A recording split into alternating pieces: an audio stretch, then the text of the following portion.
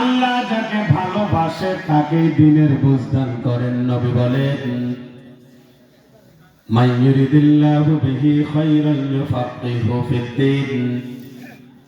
আল্লাহ তাআলা যার কল্যাণ চান তাকেই ধর্মের বুঝদান করেন। বলেন সুবহানাল্লাহ। আল্লাহ যার ভালো চান তাকেই কোরআনের বুঝদান করে, তাকেই হাদিসের বুঝদান করে, তাকেই কবরের ভয়, আল্লাহর ভয়ের বুঝদান করে। আজকে দেখেন আমাদের মধ্যে কিন্তু দ্বীনের বুঝ নেই। কেমনে বুঝবেন?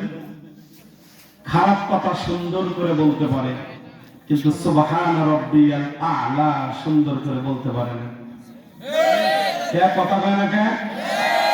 এখন যদি আমি হঠাৎ করে বলি, যারা মাদ্রাসায় পড়েন নাই এদের মধ্যে হঠাৎ করে কাউকে যদি বলি সূরা ফাতিহাটা সুন্দর করে বলো, পারবে না। কিন্তু যখন ঝগড়া লাগে, কবরস্থানও বোঝে না, হুজুরও বোঝে না, বাপ মাও বোঝে না, একে বাংলা ভাষা যা আছে।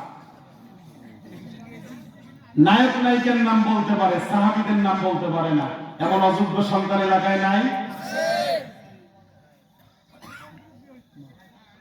আপনি দেখেন খোঁজ নিয়ে অনেকে মানে হুজুরের সামনে যে আসবে এটাও প্রয়োজন মনে করতেছে না, অথচ আপনাদের জানাজা পড়ানোর জন্য বাংলাদেশের কেউ কোন নেতাই যোগ্য না, শুধু আলেমরাই যোগ্য। কথা বলেন না কেন? আপনার কবরে যদি দুইজন আলেম নামে কেমন লাগবে? আপনার লাশের বহরটা যদি ৫-৭ জন আলেমে টেনে নিয়ে যায় কেমন লাগবে? ভালো তো লাগবে, কিন্তু আলেমকে সময় দেন না, দুনিয়ার গান্ধাগরকে সময় দেন। আলেমদের সঙ্গে সম্পর্ক লাগাইলেই তো আলেম আপনার কবরে নামবে। আলেমের সামনেই তো আপনি বসতে চান না। যারা আলেমদের কথা শুনতে চায় না, এদের জানাজাটা আলেম দ্বারা পড়ানো ঠিক না। ও তো কথাই শোনে না আলেম। ভাইরা আমার, আলেমরা কিন্তু আপনাদের বন্ধু, আলেমরা কিন্তু আপনাদের দুশমন নয়। এটা আমি বললে তো হবে না। আপনারা বলেন আলেমরা আপনাদের শত্রু না বন্ধু? ঠিক তো? কেমনে বুঝবেন?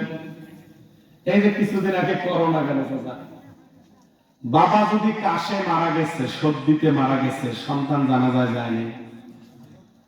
বাবা যদি জ্বরে, মায়ে যদি কাশে মারা গেছে, সন্তান জানাজায় যায়নি।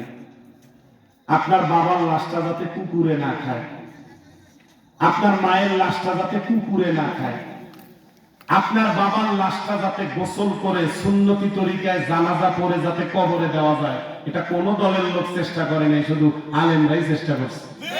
কথা বলেন না কেন? আলেমরা আপনাদের বন্ধু, কিন্তু আলেমদেরকে চেনার জন্য যে এলেমগুলো লাগবে এগুলো আমাদের নাই। বন্ধুগণ আমার,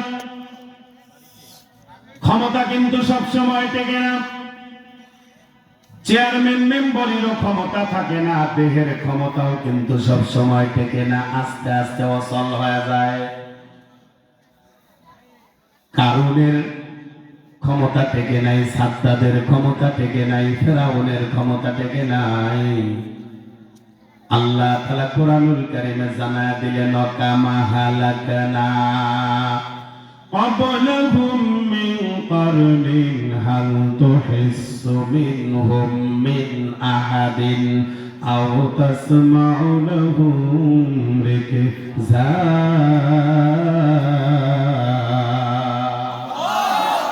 আর জোরে বলেন আল্লাহু আকবার।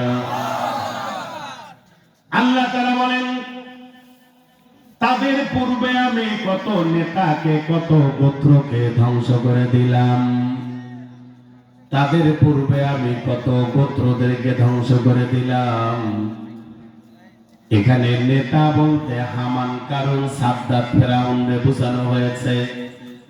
এদের এক সময় অনেক দাপট ছিল, আজকে কি তাদের কোনো সারা শব্দ বা কোনো আওয়াজ পাওয়া যায় নাকি? না না না। আমরা যদি বয়ানের মধ্যে তাদের নাম না বলি, কেউ তাদের নামটা শুনতে পারে না। আল্লাহ তাআলা তাদের ক্ষমতাকে এমন ভাবে ধ্বংস করে দিয়েছেন, তাদের নাম নিশানাটাও কেউ আর মুখে নেয় না। এমন কিছু নেতা এলাকা ভিত্তিক থাকে, যাদের দাপটে রাস্তা দিয়া ধুলে ওড়ে। অমন কিছু নেতা এখন কবরে চলে গেছে, এখন কবরের উপরে ধুলে ওড়ে, নেতার নিচে থেকে কিছুই করতে পারে না। মনে রাখবেন ভাইয়েরা, একটা সাপ যদি রাস্তা দিয়ে হেঁটে যায়, সাপের নিচে পড়ে পড়ে কত পিঁপড়া কিন্তু মারা যায়।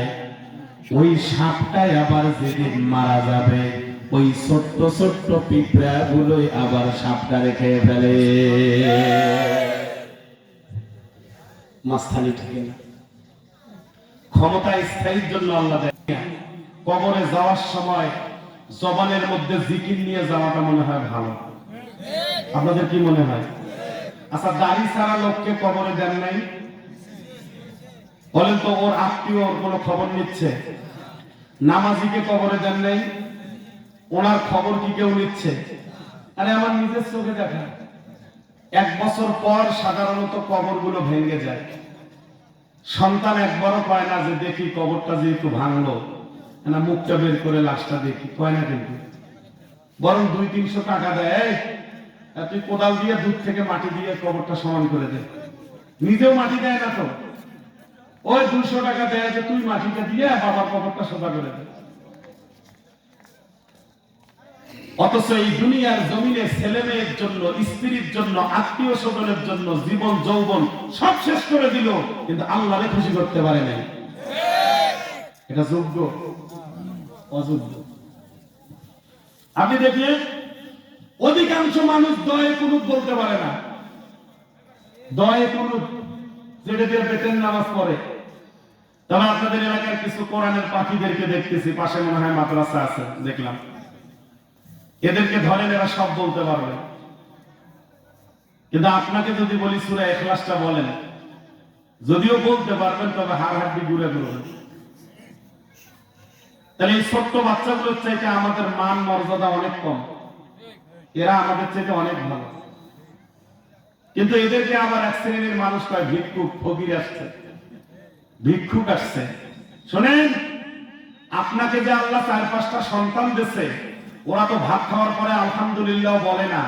আপনার এই 5-7 জন সন্তানের চাইতে মাদ্রাসার ছোট্ট একটা বাচ্চা অনেক দামি। ওরা খায়া শুকরিয়া আদায় করে। আপনার ছেলেকে মুরগি দিয়ে ভাত খাওয়ান, ও তাও কবে যে আমার পেট ভরে নেই। কিন্তু মাদ্রাসার একটা বাচ্চাকে একদিন একটা টেস্ট করার জন্য একটা সেদ্ধ ডিম নিয়ে যায় একটা বাচ্চাকে দিয়ে, দেখবেন ওর ডিম খাওয়ার পর হাসি দেখলে বোঝা যাবে একটা ডিম খায়া আপনার জন্য দোয়া করে দিচ্ছে। দেখি। কিন্তু ভাইরা আমার, আল্লাহ কিন্তু দুনিয়া দিছিলেন আল্লাহকে চেনার জন্য, কিন্তু আমরা আল্লাহকে চিনতে পারলাম না। মেম্বরি চিনেছি, এই জন্য জমি বন্ধক থেকে মেম্বরি করে। এটা রংপুরের কথা কইতেছি, জানি না আপনাদের এলাকায় আছে কিনা। যারা চেয়ারম্যানই চিনছে, দেখবেন লোন তুলে চেয়ারম্যানই করে, কেউ ওটার মজা পাইছে। আর যারা আল্লাহকে ডেকে ডেকে মজা পাইছে, এরা আল্লাহকে ডাকতেই মজা পায়। এখন আপনাকে যদি বলি সিগারেট খানকে, আপনি বলবেন সিগারেটের কি মজা হুজুর, এটা তো আপনি জানেন না। আচ্ছা, সিগারেট ওয়ালাকে যদি বলি ভাই কনকনে শীতের মধ্যে উজু করে তাহাজ্জুদে কি মজা, এটা কি বিড়িওয়ালা বুঝবে? তার মজা কোনটা মনে দেখে। ভাইরা আমার, দুনিয়া কিন্তু থাকার জায়গা নয়, চলে যেতে হবে।